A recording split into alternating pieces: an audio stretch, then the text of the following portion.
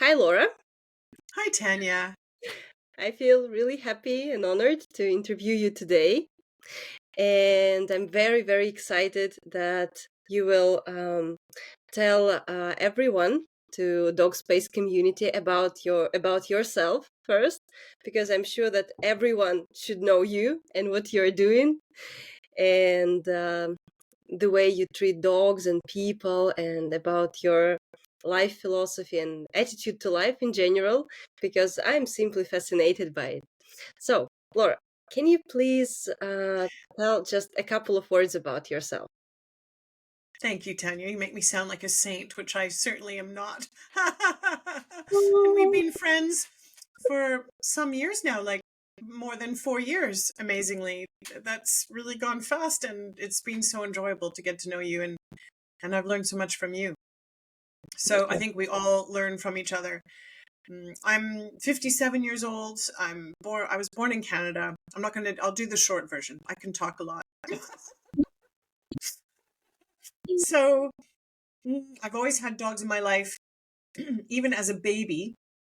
I don't think that turned out so well for the dog, though. I think this dog had to be rehomed because little babies pull poodle fur. But there was a beautiful black poodle in my life called Charlie. And I don't know Mm, if you've ever read John Steinbeck's Travels with Charlie. It's a fabulous book. It's a bit mm, dated, but he really has a bond with his dog. And so this was the first dog in my life. The first dog I was conscious of was a little beagle called Humphrey. And then I got my very own dog when I was 10, and his name was Muffin, and he was a Chihuahua cross, and I adopted him from the Edmonton Society for the Protection of Animals, SPCA. And from then I've had quite a few dogs, or they've had me. Let me say, because I'm an only child, I think the first dog, Muffin, I lived up north in Canada, and it was very quiet place, and I didn't have many friends there, and I really just spent lots of time with this little dog who was a puppy when I got him, and we just went in the fields, and I took him on my bicycle, a little basket, and we hung that's out, and I basically had dogs for friends, which was lovely. And then I moved back down to the big city. So yeah, I'm pretty much, when I was young, I called myself a dog. I so associated with dogs. Uh, I didn't know everything, obviously, when I was young. I just knew I loved dogs and I love watching dogs.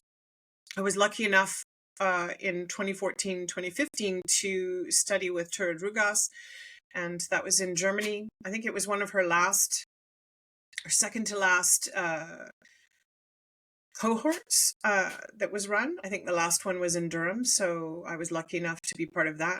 And then from there, in 2020, I started the slow dog movement because I was very influenced by Carl Honore, who's a writer, broadcaster, educator, wonderful Canadian-born, London living. He lives in London. A professional who has written in praise of slow and slow parenting and lots of fabulous books. One of them is about quick fixes. So it's true that there are no quick fixes. And anyway, sort of combining that with the idea of forest bathing with your dog. But then Nadine Mazzola wrote the book, and I didn't know she had. So that idea was hers. She'd taken it. So if you ever have a good idea, don't tell anyone and do it. I'm so glad she did. And yeah, so it just synthesized with from all the people I've learned from and been inspired by. And also because I think, as you can hear, I talk a lot, and I'm a bit of a quick talker. And I've been a runner my whole life, but I've never taken dogs with me running. And so I suppose part of me is really slow, and I like simple things and being in nature.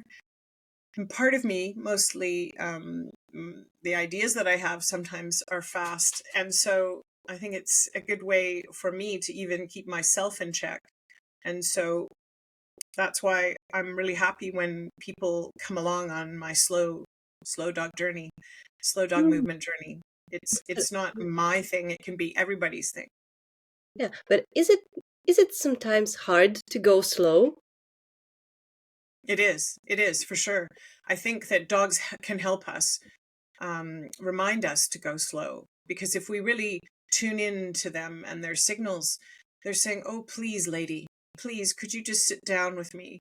I mean, I think children are the same way when they're young. If we set the tone, because dogs watch us all the time. I mean, they watch everything we do, and they pick up on our energy. And so if we're, rushing around the house, uh, my dog Ted barks when I put on my lipstick, which is very Pavlovian because he thinks then I'm going out, right? So I've tended to put on lipstick throughout the day now and just sit down. Um, they want to be with us, and they want us to be calm. I mean, of course we're going to get excited, and like Carl Honore says, there's a pace for everything. You can't play ice hockey like he does slowly. That's just not a game that you play slowly. And so he has a wonderful term called tempo gusto, which is a musical term, which means at the right pace. So I think I invite people to invite slow into their lives. It doesn't mean that you have to go slow all the time like a tortoise. It means that if you become conscious, oh, wow, I'm really multitasking, I'm rushing around, I'm not breathing. you know, Yeah, Take a but look at your so dog. many, sorry to interrupt you, but so many people are really proud of, of being able to multitask and to do several things at the same time. So they can, for example, like eat and watch something and text and talk and toss a ball to their dog. I mean, so what do you think about multitasking? You're right, you're right. I mean, it is still in our culture. It is the culture of speed. And people are, I think more and more people are waking up to the fact that there's been research that disproves that multitasking actually is effective, and that if you aren't present in what you're doing, you won't actually remember it. It won't go in. You won't be doing a good job if you're doing three things at the same time, or you won't actually be enjoying your life. That's the most important thing. So if you're walking your dog, sure, take one photo, take a couple photos, that's all right. But to be messaging, to be on social media while you're walking your dog, even to be talking to someone, if you really have to take a call, sit down. It's not okay, I don't think, to be on your phone walking your dog, because there's so much that can go on. A car can go by. If you're in the city, or where there's cars, even if you're in the woods, your dog knows, just like any other person would know, your friends or your family, that your attention is split. I mean, many dogs bark at phone and laptop notifications. They might bark or be upset or start chewing themselves or whatever it is, displacement behaviors, when you're on your device too much, too long. Mhm. So Yeah. And it's not being with your dog, is it? I mean, no, your body is present. I mean, physically you are there, but it doesn't like count like some high quality time together, for example. So you can no. physically like be in the same space with your dog, Mm-hmm. but if you're not involved, yeah, fully Mm-hmm. involved in what is going on, and you don't have to be doing anything actually, right? It's true. I mean, part of the slow dog movement is do nothing with your dog. And that doesn't mean don't ever do anything with your dog. And Mm-hmm. the doing nothing is still doing something. It's being present. It's, perhaps some consensual touch, if your dog likes being stroked, or just being beside your dog on a chair, just, or standing. Or when I'm out in my yard or in nature, I sometimes just squat down, and my dogs come up, and, especially my dog Ted, and he's like, "Ooh, hello, hello, hello." And he just rubs himself on my legs. And our little Jack Russell will just come, "Okay, lady, is everything okay?" But they know, they're like, "Oh, she's here. She's present." They so know. Yeah, yeah, I do agree. I do agree. I sometimes just come back home and lie on the carpet, and I and I can remain in this position like maybe for 10 or 15 minutes, just simply being with Whoopi, communicating, yeah, giving her some gentle strokes, and it feels so much. I don't know. It feels so much better than uh than anything, actually, than Mm-hmm. training, for example, for 10 or 15 minutes. I mean, it doesn't give you this feeling of being really together, right? It's a huge and instant connection, and dogs know. And sometimes I find, you know, my dog Ted will look at me and snort. If I've been doing a few things like dishes or whatever, the things you have to do as a human, it doesn't mean that you always can be lying down on the floor with your dogs or taking a break, True. but I invite people to do it more. My dog will look at me, snort, and then I'll be like, okay, I get it. He's asking for something. He's asking. I try to do it before he can ask, but I'm only human. Mm. And so, yeah, if you lie down on the bed, he thinks it's hilarious, and he will be all happy and roll and snort and come up to me. So different dogs react in different ways. Sometimes I lie down and he just goes, ah, and he lies down, and I can then read or do nothing. I think that it's in our culture, the culture of speed, so doing things around the house and everywhere, or working. Obviously we have to work.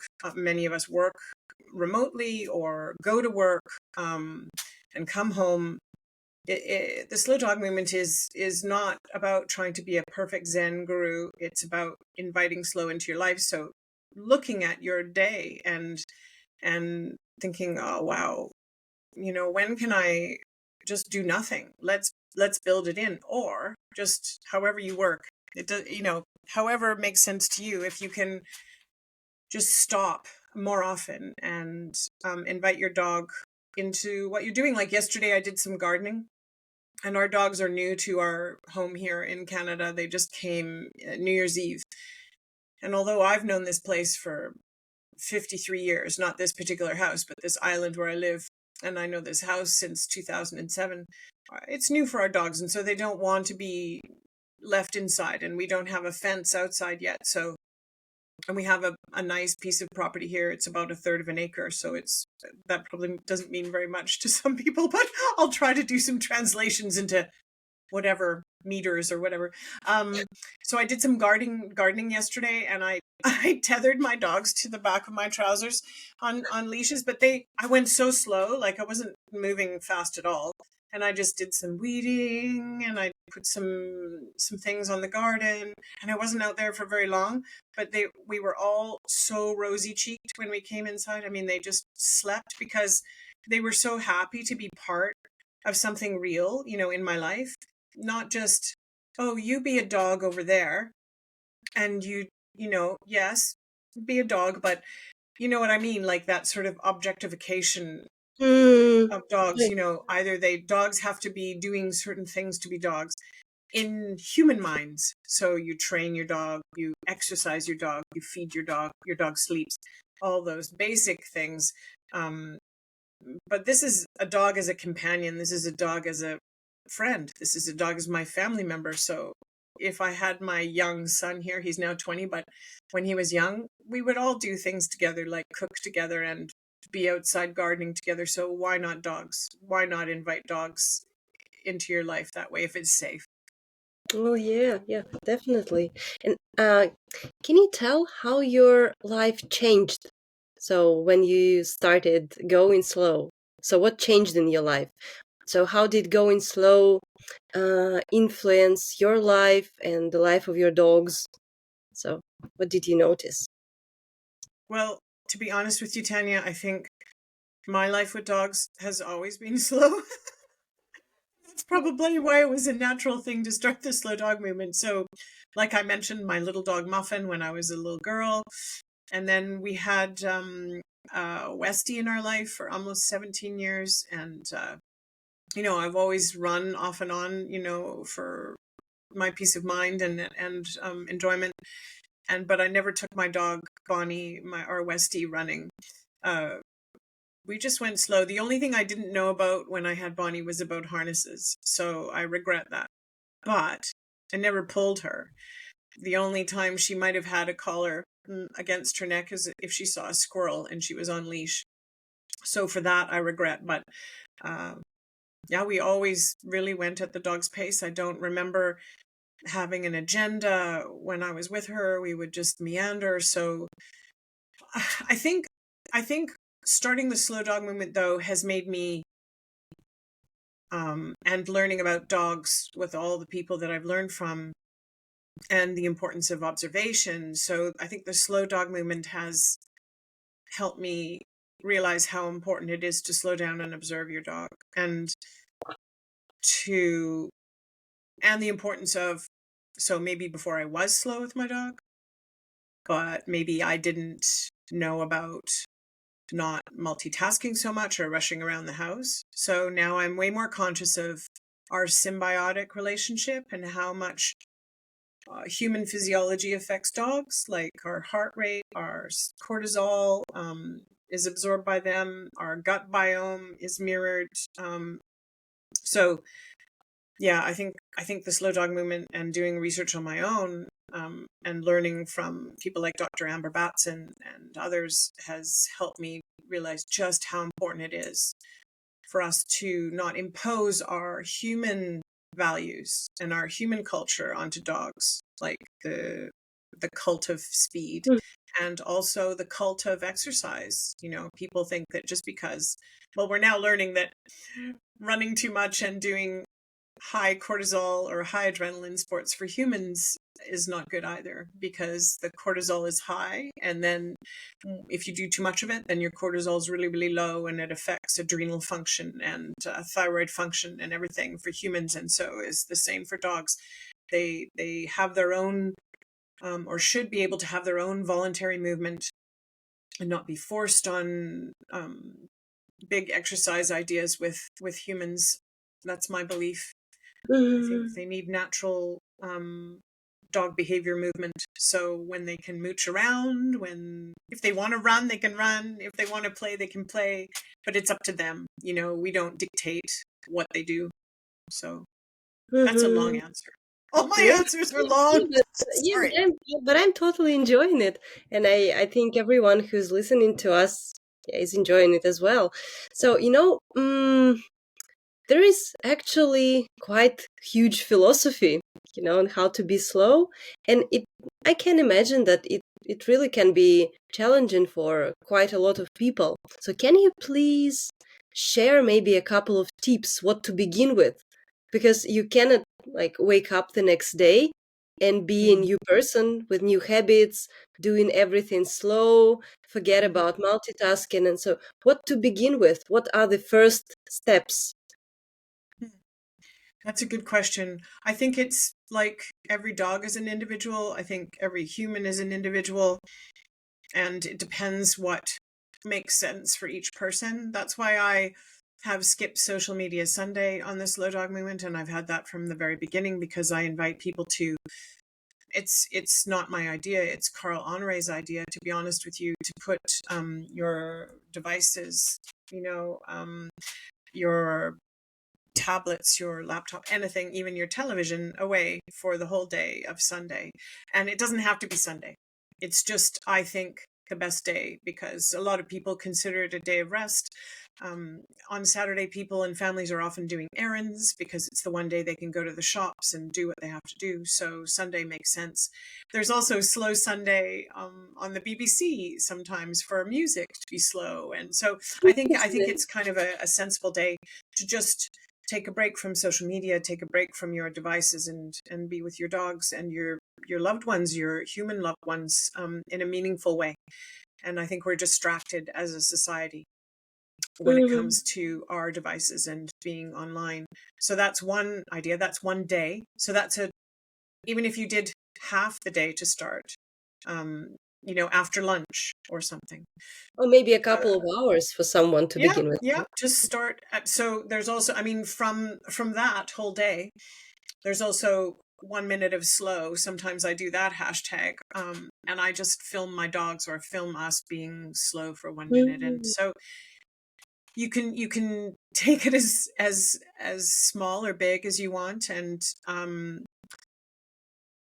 just when you're conscious, and try maybe write something on a bulletin board or put a poster on your fridge that says slow down, so that you have some kind of visual. It just depends on how people learn. The Slow Dog Movement, our Facebook page, for people that have Facebook or Instagram. I did have a Telegram channel, but it's not doing very well. We're also on Twitter and LinkedIn, so there's a lot of social media going on, but I try not to be a slave to it. Just any kind of visual reminder. On those channels, there's videos and photos of people going slow with their dogs, so it's quite beautiful. There's not much content in terms of things to read, so it's more showing the right thing, showing beautiful videos of people doing this slow thing, and that's giving people ideas. So whether it's a slow walk or just sitting in nature together, enjoying watching the birds on your walk, or if it's really wet underfoot, you can just crouch down or find a bench. You can go for a walk and bring a little bag with a snack for yourself and for your dog. There's information in Forest Bathing with Your Dog on how to do that fully, but you can just use your imagination. There's lots of different ways to, to slow down. I'm making myself so sleepy. There's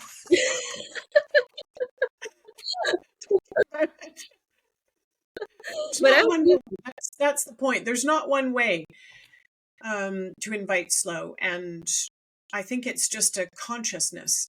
And so we build habits by trying something new and doing it regularly. So that's why the skip social media Sunday is a good thing, because that's once a week. So if you did that for like 3 months, it might come into your habit body. Or if you decide on a walk, I'm going to bring a few treats or some pate and put them on a tree. If you can do that without other dogs coming up to you safely, then that could be something that you do every day. And that's building it into your habit body, building habits of slow. So those are just a couple of ideas. Okay, nice. Well, actually, I already have some ideas what I need to do. maybe after our conversation, maybe tomorrow. I love the idea of putting some poster, some reminder that like remember to go slow, remember to look around, to be present, to be conscious. Yeah. So thanks for the tips. No Well, problem. And on our website, there's more ideas in our resources section or learn more section. So there's a whole list of things that you can do with your dog to invite slow into your life. yeah, and I'll be happy to translate all this into Russian, so Oh, right. everyone in our country can read it. Well, I wonder if when you open the website, whether it does translate. I'm not sure if it does, if Google will translate it. But thank you for your offer to do that. Yeah. So thank you very much for this lovely conversation. Thank you for sharing your wisdom and philosophy. Oh, It's been a pleasure. thank you So for asking me, Tanya. I really am honored to be here, and I wish everyone well. And please visit the Slow Dog Movement website and listen to Tanya for more information about the Slow Dog Movement, and enjoy your studies. yeah, Be slow. be slow. Great. Oh, thank you.